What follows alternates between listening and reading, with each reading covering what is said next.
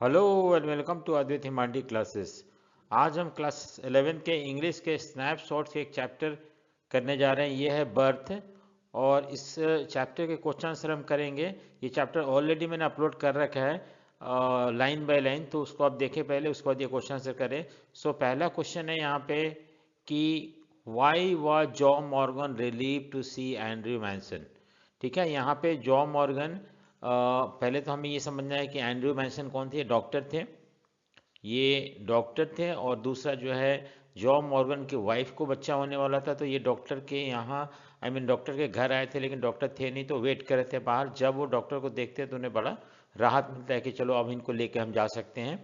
देखो क्या लिखा हुआ है कि why was John Morgan relieved when to see Andrew Manson. ठीक है, so John Morgan was relieved to see Andrew Manson because he waited for an our.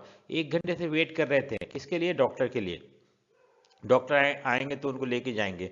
There was home, emergency मतलब his wife was going, का बच्चा होने वाला था, और वही इमरजेंसी की बात की जा रही है। His wife was going to have a baby and wanted the doctor to see her immediately. तो तुरंत ही डॉक्टर को ले जाना था वहाँ पे, इसलिए वो आके वेट कर रहे थे 1 घंटे से। ठीक है, अब हम नेक्स्ट क्वेश्चन देखते हैं यहाँ पे कि what did Andrew see as he enter John house.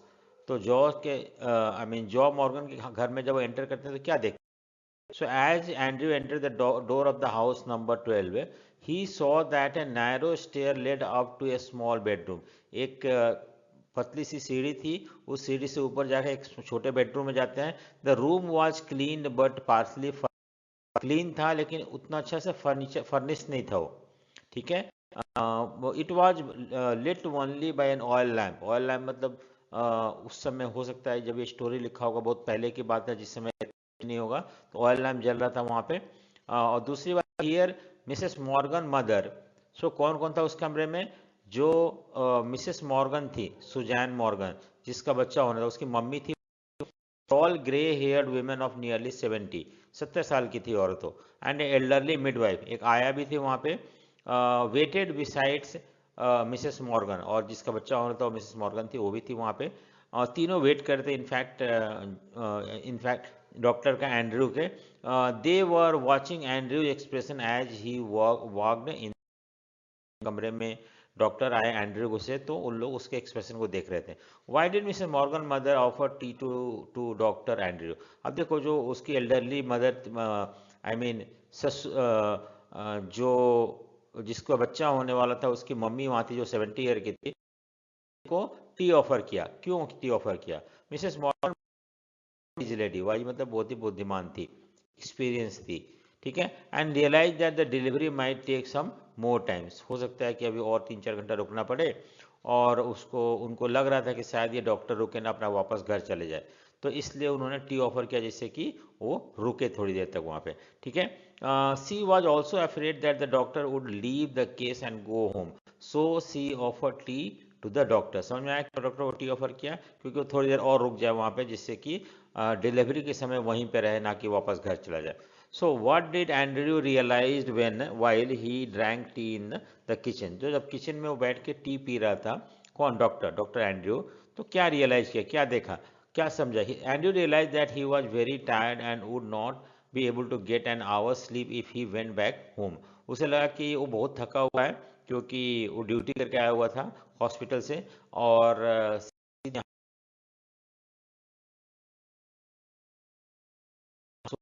मिलेगा कि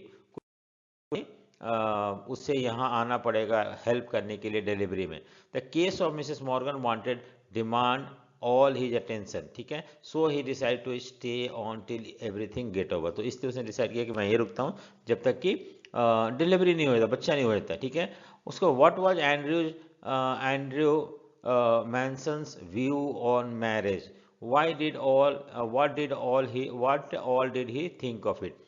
सो एक अलग सोच है यहाँ पे एक्चुअली। एंड डॉक्टर जो था उसको, उस एक्चुअली जब वो जो किचन में बैठा तो सोचता है कुछ, तो वही सोच जो है मैरिज और लव अफेयर के बारे में है। इसका क्या सोच है उसके ऊपर?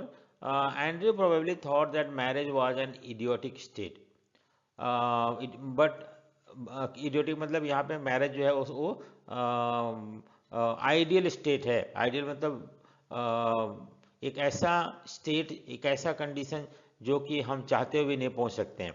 But Christine's behaviour must have left him confused and resentful, क्योंकि उसकी गर्लफ्रेंड, उसका गर्लफ्रेंड थी क्रिस्टाइन, उसका शायद बिहेवियर इसका अच्छा नहीं था, और ये कारण हो सकता है कि उसे मैरिज या रिलेशनशिप उतना अच्छा नहीं लगता हो। Andrew thought of Bramwell who was foolishly devoted to women who deceived him। Actually उसे और एक स्टोरी याद आता है। एक्चुअली जब वो प्लेटफॉर्म पे था तो वहाँ पे स्क्रीन चल रहा था, उस स्क्रीन में शायद उसने कुछ देखा था, और वो ये बोल रहा है कि ब्रैमवेल जो था वो एक वुमेन से बहुत ज़्यादा उसे डिवोटेड था, समर्पित था, लेकिन वो औरत उसे चीट कर देती है। He also thought of Edward page, tried to quarrelsome Baldwin and Danny living separately from his wife।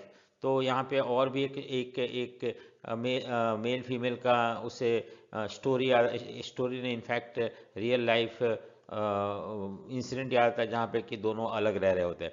Andrew found that all these marriages were dismal failure. उसका मानना है कि शादी जो होता है, जब हम लोग शादी करते हैं तो कुछ दिन चलता है, फिर वो फेल हो जाता है। सो इस तरह से उसका सोच था मैरिज के ऊपर।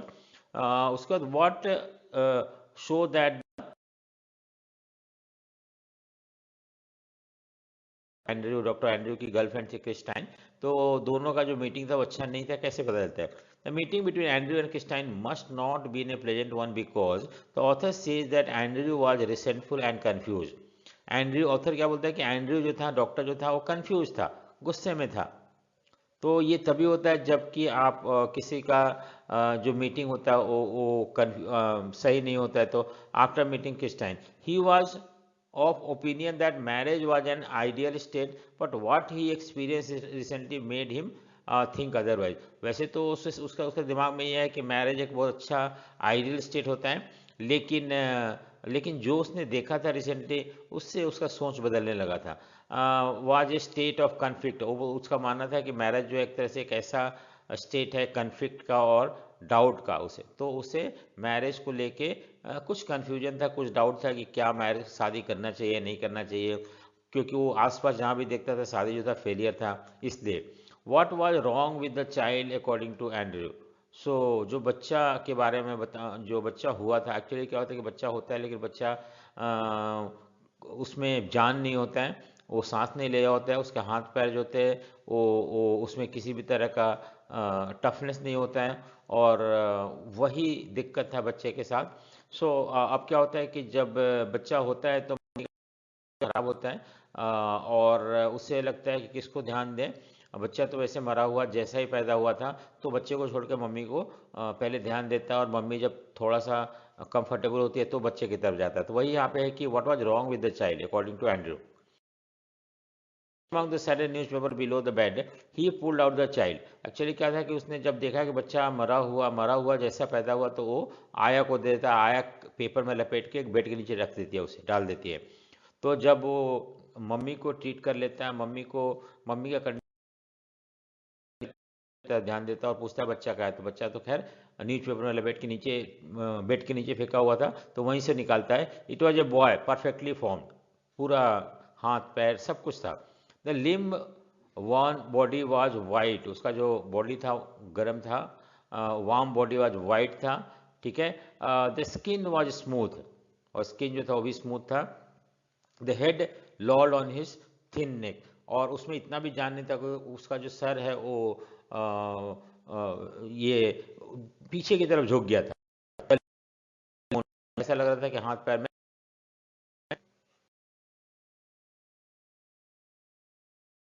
एलेक्सिया और पैलिडा, ये एक तरह का, इस तरह का जो सिचुएशन है जब बच्चा होता है, तो कभी कभी बच्चा इस तरह का पैदा होते हैं। His mind raced back to a case he had once seen in the Samaritan कोई जगह था जहाँ पे वो शायद मेडिकल प्रोफेशन कर रहा था, जब डॉक्टर का पढ़ाई पढ़ रहा था, तो उसने एक केस देखा था इस तरह का, और उस केस में किस तरह से बच्चे में दोबारा से जान लाया जाता है, वो वो उसने देखा था। The treatment that had been used, ये भी देखा था कौन सा ट्रीटमेंट यूज किया गया उस बच्चे को दोबारा से जान लाने के लिए। Instantly he got on his feet to try the treatment on the child, और उस चाइल्ड पे वो ट्रीटमेंट शुरू करता जो उसने कभी केस स्टडी में पढ़ा था या देखा था। ठीक है। What did Andrew Mason do when he found the child was born lifeless? तो एंड्रयू मैसन डॉक्टर ने क्या किया जब उसे लगा कि बच्चा जो है लाइफलेस जन्म लिया? Andrew for a moment stared at the still born child, जब देखा कि वो बच्चा जो कि एकदम शांत है, उसमें किसी भी तरह का मूवमेंट नहीं है, and realise that he was facing a conflicting situation. कौन सा कन्फ्लिक्टिंग सिचुएशन था? He did not know whom to attend. अब देखो उसकी मम्मी का कंडीशन खराब था, बच्चा तो खैर बहुत ज़्यादा ही खराब था। अटेंड सो कोलैप्सिंग मदर और एक स्टिल बॉडी था, कोई जान नहीं है। Then he realise the his obligation towards mother and turn to save her. तो उसने सोचा कि पहले मदर को सेव करते हैं, उसके बाद देखते हैं बच्चे के बारे में क्या करना है क्या नहीं करना है। ठीक है। अब देखते हैं जोगन की वाइफ होती है जिसको बच्चा हुआ था, केम बैक टू कॉन्शियसनेस, कैसे वो होश में आती है।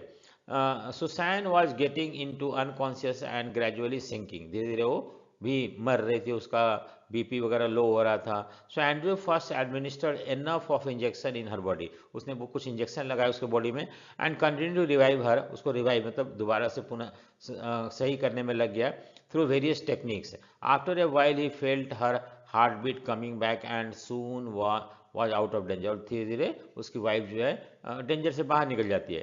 किसकी वाइफ? जिसका बच्चा आई मीन जॉ मॉर्गन की, एक्चुअली उसका नाम था सुसैन मॉर्गन। ठीक है। वो अब ठीक मतलब खतरे से बाहर है। अब उसने उस बच्चे की तरफ ध्यान देना शुरू किया। सो what did Andrew do with the still born baby, जो मरा हुआ जैसा बच्चा हुआ था उसको क्या किया?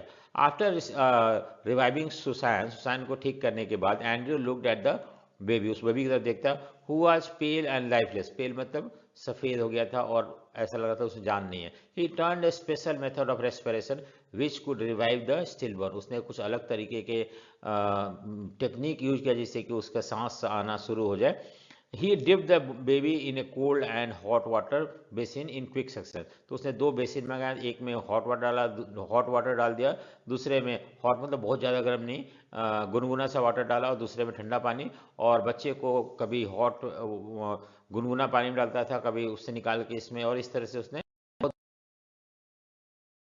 इसके बाद भी बच्चे में किसी भी तरह का जान नहीं आया। ठीक है। द मैसन बिग और जो एंड्रयू मैसन जो था उसने प्रेस द उसने उस बच्चे को प्रेस किया उसके चेस्ट पे। ठीक है। सो क्या लिखा? The Mason begin to press and release the tiny chest of the child with a rough towel लेके उस बच्चे के चेस्ट पे प्रेस किया। Suddenly the child gave a convulsive heave, अचानक से उसके अंदर एक झटका सा आया, and then followed many such heave, मतलब वो सांस लेना शुरू कर दिया। The child started breathing and was out of danger. अब इस अलग ट्रीटमेंट के बाद हम देखते हैं कि बच्चे में जान आ जाता है। ठीक है। What did Andrew Manson feel when finally the child begin to breathe, जब बच्चा सांस लेने लगा, खतरे से बाहर हो गया, तो उसे कैसा लगा? ही बिगिन टू फील कैस्टिक मतलब डिवाइन खुशी, प्लेजर मिला उसे। ठीक है। वो खुशी जो आज तक उसने एक्सपीरियंस नहीं किया था। With great sense of relief he handed over the baby to the nurse, उसने राहत की सांस ली और उस बच्चे को नर्स को हैंड ओवर कर दिया। While returning home he kept thinking blindly that he had something real at last, कि उसने कुछ आज किया। क्या आज किया? उसने एक बच्चे को जान दिया है, एक बच्चे में जान लेके आया है। हम बोलते हैं कि डॉक्टर जो है भगवान का दूसरा रूप होता है, वो was a great feeling for him, और he really satisfied him with himself, और वो गॉड को थैंक बोलता है कि उसने आज कुछ बड़ा किया है। बड़ा मतलब एक्चुअली इस बच्चे को जान दिया है। सो होपफुली आपको समझ में आ गया होगा। अगर आपको समझ में आया तो लाइक शेयर सब्सक्राइब जरूर करें। Thank you for watching. Next हम summer of beautiful white house करेंगे क्वेश्चंस के फॉर्म में। So thank you for watching.